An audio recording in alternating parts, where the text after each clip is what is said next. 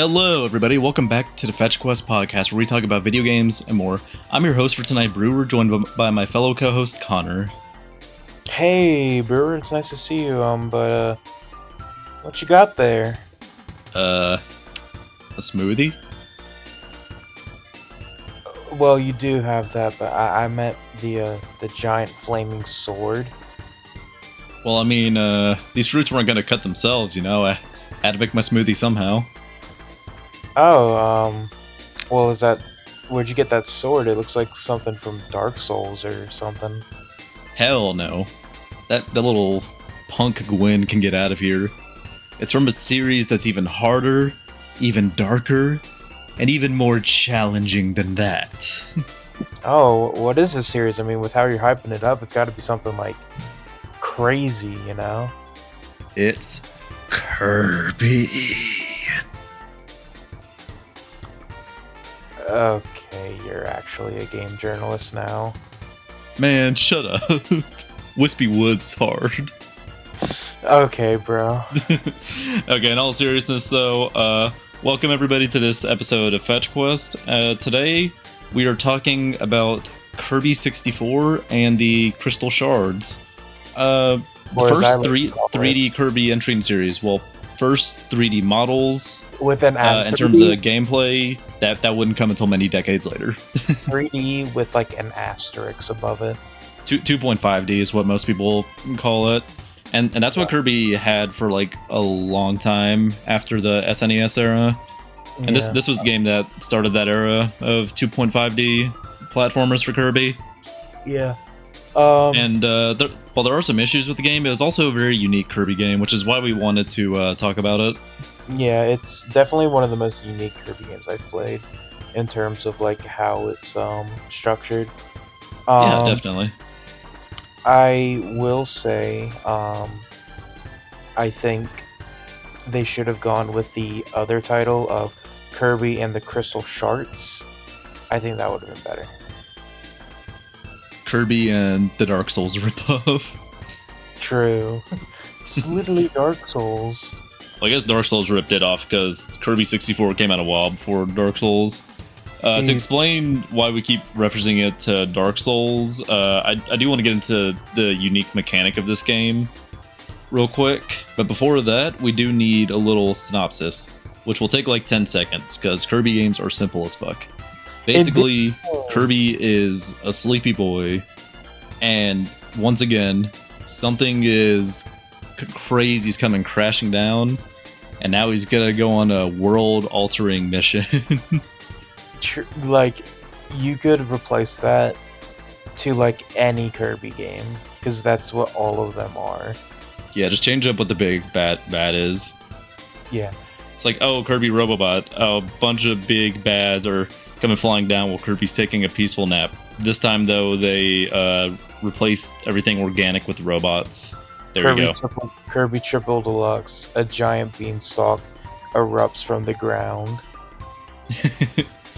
Yeah, but to get into the unique part about this Kirby game, its copy abilities, but specifically the fusion mechanic, which it has technically shown up again in like Star Allies, but not to nearly the same effect where you could combine any copy ability with each other. Because in Star Allies, there's just like, I think it's just like Sword and a couple other abilities could like get an elemental touch on them, which isn't nearly as creative as this game was. Yeah, that's what it was. Is that you could like, essentially like in Dark Souls where you use like a grease. That's what it would be in Star Allies.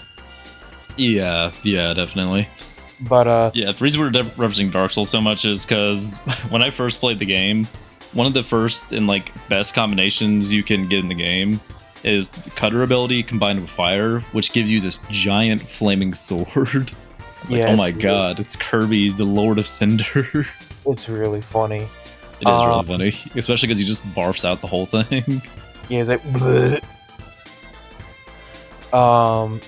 But I think this sort of gimmick or mechanic is something that the game, it's the most memorable part of the game in my opinion, and it's really something I'd like the series to revisit at one point, because I think now with all the like immense amount of copy abilities they have available.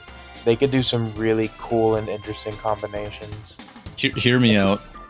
We take the engine stuff they use for Forgotten Land, same exact abilities, plus like maybe one or two new ones. Especially because Forgotten Land had like a smaller amount of abilities. And then you bring back the combination mechanic. I think that'd actually be a really cool sequel idea, because it'd also be like, you know, the first 2.5D Kirby game gets sort of brought back in the second 3D Kirby. Yeah. I do want to bring up Forgotten Land because a funny thing is with Forgotten Land, a lot of the upgraded abilities are straight up just references to abilities in this game.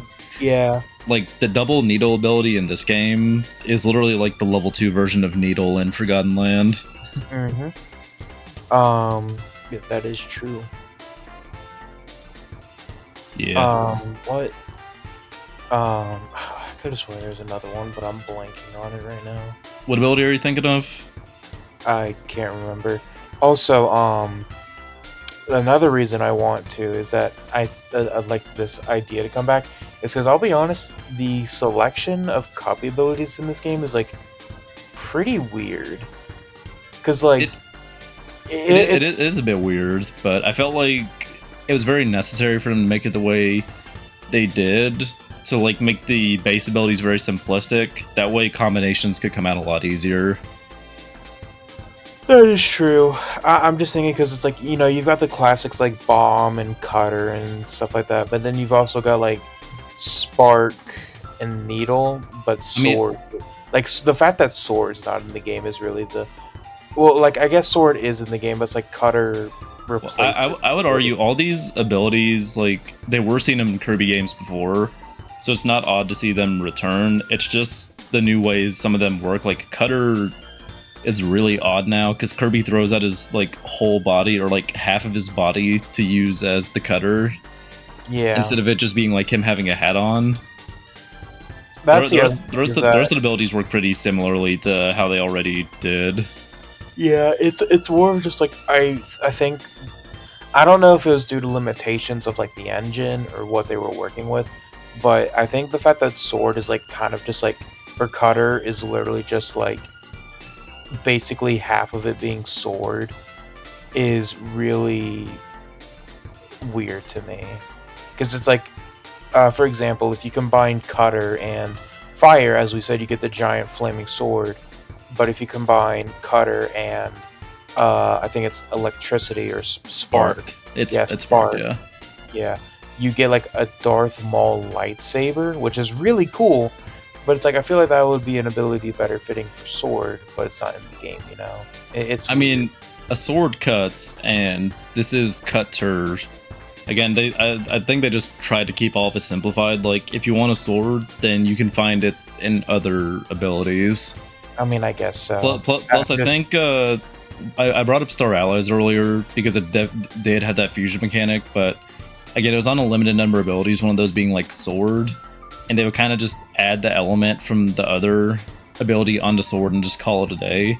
This game got a lot more creative because, like, yeah, like two of the abilities on Cutter turned it into a form of a sword, but they were two very different ones, like a lightsaber and Gwyn's flaming sword from Dark Souls. But then on top of that, you had Cutter and Ice, which gave you like ice skates. You had Cutter and Needle, which like gave you these giant maws of death. And that's literally just like one of the abilities combinations. I haven't even gotten into like Needle's combinations with like stone and whatnot. That gives you like a whole drill. True. Like it's crazy. Yeah, I think though we should actually go over some of our favorite abilities, because there are a handful of fusion abilities in this game, and I think going over like our top 3 could be fun.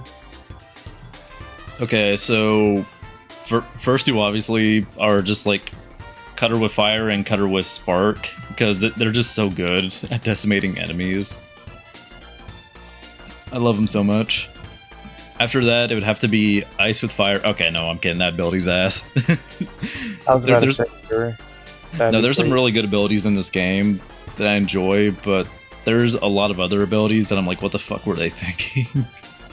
I mean, in their defense, Ice and Fire is a hard combo to do something with. Well, My Hero Academia. I'm kidding. I'm kidding. You're a better person than me because I was going to be like, they could reference My Hero Academia. No, I think in all seriousness, for the third one, I really like Bomb combined with Bomb because you can combine the same ability together to get an even more powerful version. And this one, Kirby becomes like a turret from the U.S. military. Like he just barfs out a bunch of missiles. It's really funny. Yeah. What about your abilities, Connor? Mine are probably Ice with Fire. Oh yeah. The best copy ability ever. But no, mine are probably the Darth Maul lightsaber because it's just really cool. Honestly, probably now you're gonna think I'm crazy for this. Actually, wait, no, that's my third one. My second one is the Ninja Star one, where like you throw Bomb and Cutter. Yeah, I love that all one. the best abilities are combinations with Cutter. but the reason I love it is because like you throw it, and instead of it immediately exploding, it like sticks in them, and you can just like see them go like, oh, fuck, and then just die. Yeah, it's a very powerful ability, and I like how like weird it feels compared to other projectiles because like it instantly flies over. I'll go into them and like pause them for a second, so like it can feel really satisfying to use from a distance, just seeing it like teleport on them. Yeah, it was so much fun using that. And then my third one, which is the one you're gonna think I'm a little crazy for, is Ice and Spark. Ice and Spark. Well, I mean that one's just funny. I think it is hilarious. Technically, I could see that as like one of the most powerful abilities in the game because it's the only one that really allows you to heal. I think.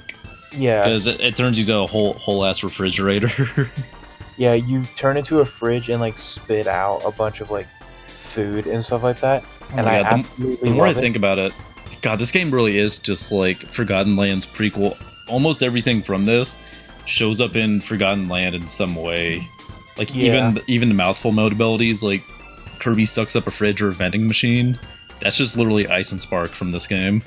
Dang, that's crazy. The predecessor was under our noses the whole time. True. Yeah. I think something to mention now is what makes these abilities important, and that is the levels. Woo! Yay! Yeah, which it works like a standard Kirby platformer. You have like multiple worlds. Each of them has like 4 or 5 levels. Majority of them being normal levels, and then the last one being a boss you face. And in each of these levels, you have collectible Crystal Shards that have a hidden purpose. But you want to get them all. Just like there are Pokemon. Just like Pokemon. You gotta catch them all. If you want the true ending. Yeah. And this is like something I'm going to bring up that we'll talk about, like, I guess in tandem with the Crystal Shard mechanic, is that in each, well, not each level, but a good chunk of levels, there will be like these sort of like walls that are color coded to certain ability combinations. So one might be like black and green, and that means you have to use Cutter and Bomb in order to break that wall, which is a really cool concept, and it sort of incentivizes you to try out different combinations. But the problem is that these walls are often, or not even often, always blocking Crystal Shards, and a good chunk of them, especially later in the game, that combination you find that you need cannot be found in the level. So you have to leave, beat the level, go to another level to get the combination, leave, go back in, do that entire level over, then get to that one wall and then break and then get the shard, which is just really annoying. It's just a pain. Like, it's not even hard. It's just a pain in the ass. It's just obnoxious for like no real reason. Yeah, because the levels themselves are not hard to get through, just like most any other Kirby game. You can literally just like run to the right for the most part, minus 1 or 2 levels. Yeah, that's almost what all of them are just run to the right. Besides like a few in like Shiver Star and stuff like that. Yeah, but the moment you want to start collecting all the other stuff, you need to be vigilant for them, keep an eye out, and then you'll probably get to one point in the level where you see there's some crazy wall that you have to destroy, that or some obstacle that has a crystal shard behind it, and you can only question the entire time, how do I open this thing up so I can get it? Because the worst part is, sometimes there's not even the nice color-coded wall. Other times you'll need like a very specific ability, and it straight up just doesn't really have any indication to what it'll be besides, oh, it's on the ceiling, so you probably need something that shoots up towards the ceiling. Yeah, it's very silly. Yeah, which sucks, especially because these crystal shards, if you want the true ending, you do need to collect all of these. And you do want the true ending, trust me. Yeah, compared to the normal ending, which just purposefully sucks, and it's like, oh, you did something wrong. You moron! Oh yeah, but before we get into the whole little true ending, the levels in this, beyond just the collectibles, I do feel like they were pretty fun, but one issue I do have is just with Kirby's movement in general this game. Like, I think we talked about this before, do you feel like it's slow? I feel like it's kind of sluggish. It's really slow, and I don't know if that's like they made him slow on purpose so that way the level could like load in stuff better, due to like, you know, it's a 64 game, like a game or a Nintendo 64 game, so I don't know if that's why, or if it was just the limitations of the system. Because I don't know, I feel like it's more something with just the design of the game in general, because yeah, I really don't feel like with the visuals they had, like, it's a good looking game, but it isn't like super good looking for the 64. That, or it isn't something I would imagine is nearly as intensive as like faster paced games like Mario 64. Yeah, that's just like spitball ideas. I don't really know, but Kirby, that was honestly like the most annoying part of like finishing the game, and why I think me and you both have problems with the whole copy abilities for Crystal Shards thing, is because Kirby is so slow, even when you dash, that it's like it just gets obnoxious to get through a level, especially when you have to revisit it for like the second time just to get one last crystal shard in it. Exactly.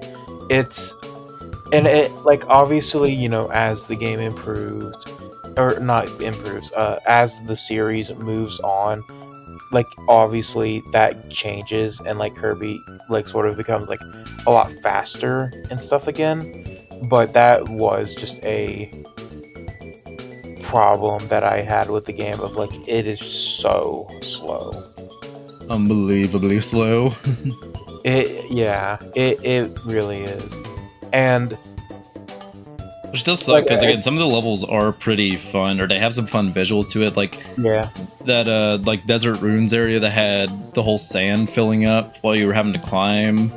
Yeah, that's cool. A lot of there was like Shiver Star that literally looked like a post-nuclear Earth.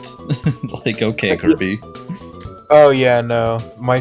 I always love watching like Kirby lore videos, and it's like Shiver Star is just a destroyed Earth, because it literally is. You can see the continents when you select it. You have Kirby, the silliest little guy mascot ever, and then it's like his lore and the bosses in the game is like, okay, so this is a post-apocalyptic wasteland, Kirby is, and where humans were all wiped out and replaced with alien entities. Yeah, exactly. It's really funny. Yeah. And like going to Shiver Star, like I think Shiver Star honestly is my favorite world in the game. I think all the levels are super fun and creative and stuff like that. Especially, yeah, I think I definitely have to agree with you on that. Especially with how it uses like certain portions. So to briefly explain, in this game there are like two different. You're sort of a traveling party. It's you as Kirby, Ribbon, who's like the little fairy companion that ask you to collect the Crystal Shards. Adeline, who is like, I'm pretty sure is supposed to be a human kid, which raises a lot of questions about Shiverstar, but whatever. Maybe it's human in the way Mario's human, because there's like actual just like regular ass humans walking around Odyssey, and then Mario standing there. It's like, what the fuck is he compared to them? He's Italian. You're right. Odyssey's New Donk City just doesn't have any Italians besides Mario. Exactly. And then you've got just a regular Waddle Dee, which personally had canon that is Bandana Waddle Dee. And then you've got King Dedede, who's helping travel with you. And the reason why there's this sort of traveling party you've got is because in some of the levels, you will have segments where like either you're riding on a minecart with Waddle Dee, or you ride on King Dedede's back and basically have the hammer copy ability for a little bit. And they're really cool. And I think Shiverstar uses those sections the best. They did certainly help break up the monotony some. Yeah.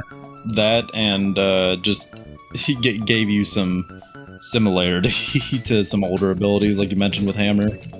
Yeah, no, it's really fun. That and also some of the characters didn't just move like straight molasses like Kirby does the whole game. Yeah, the kid DDD is actually fast. Which is very surprising. Yeah. I guess because he's taller. I think Kirby just... It's because he doesn't have legs. That's why he's so slow. That or Kirby doesn't have a spine. He's literally just a head. He's just... Yeah. But I think now we can move on to the bosses and mini bosses, because I know we're gonna have a lot of thoughts on these guys. Okay, just put it out there. Mini bosses kind of suck in this game, which mini bosses haven't ever really been all that great in Kirby games, because you can just kind of decimate them really quickly with some abilities. But this game is like, bro, were they even trying to put up a fight? I would actually disagree with that. I think the mini bosses are awful in this game, but more of like, I think the mini bosses, especially in future Kirby games, are actually like really like interesting fights, because like, yeah, they're super weak, but they actually have like unique moves depending on the game, and like these cool unique attacks, which I think is awesome. Yeah, like, well, especially compared to this game, where it's like usually just a bigger version of that enemy, which later games definitely did do that. But a lot of times they still at least had some unique bosses to go alongside it. Yeah, like the mini bosses in future games, like Triple Deluxe or Robobot or Forgotten Land, actually, felt like mini bosses. Whereas in this game, they just upscale an enemy and it does its move like across the stage, and it's like, alright, cool. Yeah, no, instead of like let's say the ice ability having that like cool frozen dragon or something, that or like some of the other cool versions of the ability we've seen, like bonkers. Yeah, it's just a generic ice enemy scaled up. Yeah, it's literally the snowman, and it just sits there and goes freeze, and that's it. Yeah, I don't know, maybe it's also something to do with, again, we do have a very simplistic set of abilities, and whenever you suck up an enemy, including the mini bosses, you have always gotten an ability from it. Well, not always, but a lot of times in the levels, they design them around that. Yeah, I guess. It's just so weird. It is really weird. But to move on to something better, they did actually do a really good job with the bosses in this game. The bosses are definitely the highlight of the game. My favorite one, besides the secret final boss, is definitely the Shiverstar boss. You literally fight a giant like robot in a just like abandoned city. It's awesome. Yeah, the Magma Dude or Magman, I felt like he was actually pretty cool too. Like, very simple design, but he actually had some cool stuff with like how he affected the stage and how you had to fight him. Yeah, that was also a really cool fight. Even Wispy was like pretty cool and interesting, not compared to like his future iterations, but for the time, it was actually really cool. I feel bad for Wispy. I used the flaming sword of Gwyn on him. Decimated the poor dude. I mean, that's a worthy thing. That is a worthy opponent to use. That I felt like in Minecraft when I used my flint and steel to just light a tree on fire. true. Flint and steel. Yeah, the other bosses are very cool too, but that robot and Shiverstar is really cool. Especially like for the time, its scale as well compared to Kirby made it feel like a big challenge to overcome. I think. Yeah, a real threat. My least favorite one is the one in the desert level though, because like, what even are That like weird gem one? I think it's called like Pix or something. Well, it's like I don't even know how I beat it, and I don't even know what it is. Because like all I did was jump around and like I did damage, and I'm like, okay. It wasn't really that hard. Like it was, I think it was more so meant to show off the camera angle, because like it had that cool rotating camera at the end. I guess that worked with it. And then whenever you like shot out the pellet, it actually went in like a curved direction because of the way the camera worked in that one. It wasn't a straight 2D platform at all. But still, it also kind of made for a simplistic fight. You suck up the color that matches, or I don't even know if it had to match. And then you just shoot it out from like a long distance and it takes out the gems. That's what you were supposed to do? I didn't do that at all. What did you do? I literally just jumped around and like hit the things with my copy ability and it died. Yeah, that was just too. I don't know. It was definitely not the highlight of the game. Yeah. But I think now we can move on to the final boss and spoilers for Kirby 64. Very old game, and if you haven't been spoiled already on the fight and you want to play this game, then please click off now. And we are glad that you stuck through this far listening. Yeah, but for this game, we've been saying a lot. Collect all the Crystal Shards, or it's gonna suck when you have to go back through each and every level. Reason for that being is if you don't collect all the Crystal Shards, you are going to get the bad ending. Womp womp. Yeah, where that little princess, whatever it was, they had that weird, creepy grin at the end because they were possessed. But if you have all the Crystal Shards, the evil will just spurt out of them, and then Kirby uses the Warp Star phone and calls the Warp Star in order to get them to go out and fight dark matter in space, and it's awesome. The Kirby Deus Ex Machina of him just having a phone. It's like, man, it really sucks that the only way we can travel is through these portals, and then Kirby pulls out the Warp Star phone. It's like, what the fuck? Like, no, Kirby, we couldn't have used that the whole rest of the game to like travel to the bosses quicker. No, we had to use this. It's so funny, but it does lead into the better fights in the game, or probably best fights of Miracle Matter and O2. Yeah, and I will say this. I don't know if this is a hot take. I don't really like Miracle Matter. I just found it a little boring. Miracle Matter was just annoying. A lot of its attacks just were spammy. Yeah, and it was just annoying because it's like, I get the whole gimmick. You've got to, use the attacks of which one it matches with, and then you beat it. But it's just such a... And, like, obviously, it's not the true final boss, because if you beat it, you get that cutscene. But it's like, it's just so anticlimactic. Yeah, I think it's just annoying as well, because you can go in with a good copy ability, you have to drop it. But also, you can't use combination copy abilities, I think. It needs to be, like, just that element that's attacking it. I tested that. It can only be, I'm pretty sure. Yeah, so at best, you can just only use the combination, which a lot of those abilities aren't the best for that boss, especially, like, Flame and Flame. Dashing straight into the boss and taking contact damage afterwards is not fun. Yeah. So the best strategy I found was just suck up the copy ability and shoot it back at them for damage. Especially because if you're taking the time to set up something, then they're just gonna become invincible like 5 seconds after, and you have to go through a whole process again. Yeah. But that's why we were saying to just collect the Crystal Shards, because it is just like O2 is just such a better fight. It's got an amazing theme, like absolute banger theme, which like all Kirby games have like amazing music, but O2's theme especially is just banging. Yeah, it was very good. Um, On top of that, it has the Kirby classic of, okay, the final boss is gonna be a Star Fox styled shooting minigame, completely different to the main game. against an Eldritch horror. Yay.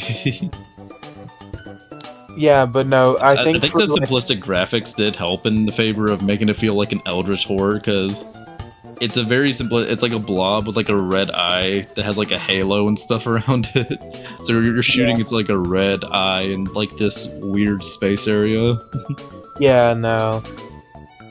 Like games back then were just like, I remember watching a video which like compared Majora's Mask with the remake of it, and it's like, I think the dated graphics of like older games in N64 actually do help with like a more scary sort of element and stuff like that. Because it's like, if you had O2 nowadays and it was all sleek and polished and like, you know, like modern Kirby style, I don't think it'd be nearly as like off-putting as it is in the N64 graphic style. I don't know about you though. No, I think I can agree. It's kind of like with pixel art. Your mind kind of fills in some of those gaps to give you like a different image than what's actually just there. It's kind of what the simplicity of it can lead into what your brain sees, I think. Yeah, but it's just a really good final boss. One of my favorite, honestly, from the Kirby franchise.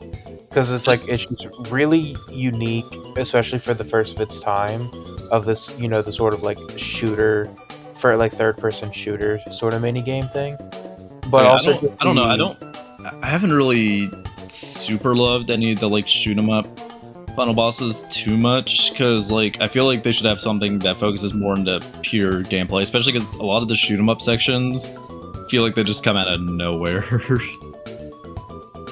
that is true. They're still fun. They're still fun though. I think I just like this one because I actually was fast when I moved around.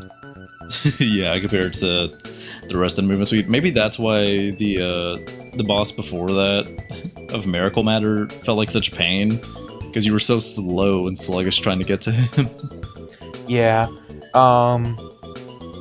But yeah, I can agree with that. That's actually kind of why I really like Forgotten Lands final boss and Triple Deluxe's final boss too, because like they don't have that shooter mini game aspect to them. Yeah, definitely. Well, kind of for Triple Deluxe's one. You know what? That's an episode for another day. Yep, true. If you want us to do a Triple Deluxe video, then please do, because I don't know if you could tell, but I recently beat it and have a lot of thoughts on it. Yeah. But I think with that, we've covered about everything in the game, so just to get into some quick concluding thoughts, nothing too crazy. Yeah. I'll do mine first real quick. Kirby 64 is just like a nice short little game. I'd say if you don't have anything to play and you just like want a nice simplistic little something to jump into for the weekend, play Kirby 64. It's not going to be like one of the greatest experiences you've ever had, but it's a very solid Kirby game. And it had a lot of unique ideas for its time that I wish would be brought back, especially the fusion abilities. That, and I think it did have some influence on like some stuff in Forgotten Land as well. So it's a bit rough around the edges, but again, very, very solid Kirby title. Has a lot of unique aspects to it. Yeah, true. Do you have any concluding points, Connor? Yeah, same. It's kind of the same thing of what you said of like, it's really short. I literally beat it in like one night. Yeah, I think you can be like 5-6 hours if you're going for 100%. Yeah, it's not super long though. And yeah, we did talk about some of the flaws in the game, but I do still overall think it's a pretty fun game.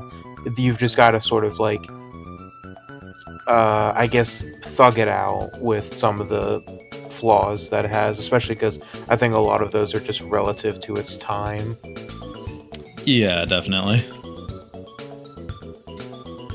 I think we can cut the game a little bit of slack. The only other thing I think to mention as well is there were a lot of people who I think wanted a different Kirby game for 64 when it came out. Then, like, for a while after this one, wanted an actual 3D Kirby game.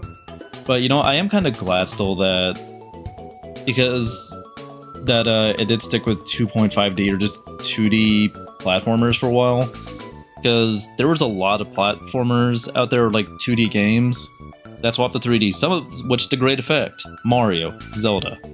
But when you just think about Mario and Zelda, you also don't think about some of the other experiences that were a bit rougher around the edges. Yeah, exactly. Especially like Castlevania. stuff like that. Yeah, I completely agree. Yeah. Yeah. But so, with that hey, being we got said, Forgotten Land anyways, so now we're maybe in the 3D era, but we still don't like these 2.5D ones. Yep. But yeah, with that, thank you guys for watching this episode of Fetch Quest so much. If you like this content, please like, comment, let us know how we did, maybe let us know what videos you'd like to see, and please hit that subscribe button. Goodbye. Goodbye, everybody.